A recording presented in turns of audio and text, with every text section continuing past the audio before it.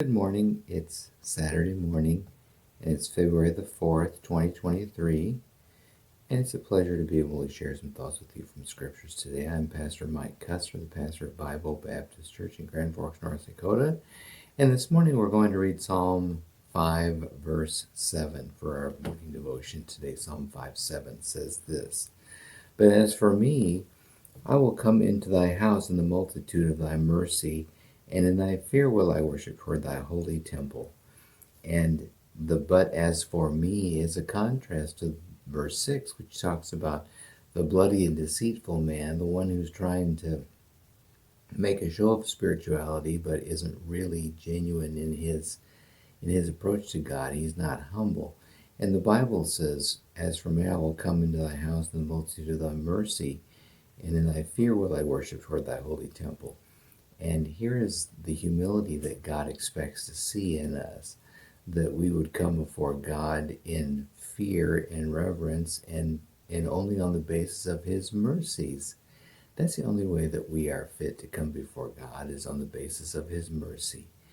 And he is a merciful God. In fact, Psalm 136, the entire psalm, every verse in Psalm 136 ends, "Thy mercy endureth forever." God is forever merciful.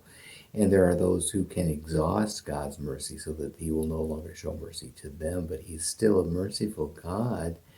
And it's through it's by approaching him through his mercies that we can have favor with God. And humility is always in order for the one who wants to approach into God. And so he says, "As for me, I will come into thy house in the multitude of thy mercy, and in thy fear will I worship toward thy holy temple." And reverence and humility are always in order when we approach God.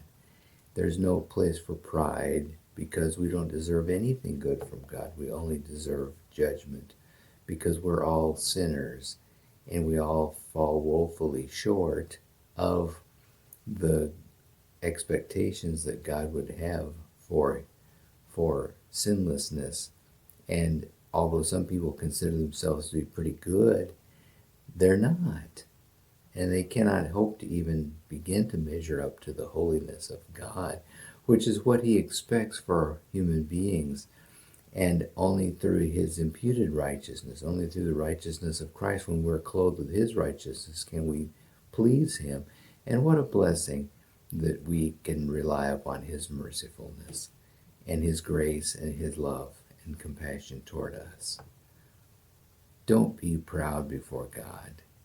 Realize that it's right always to be humble before him. God bless you today.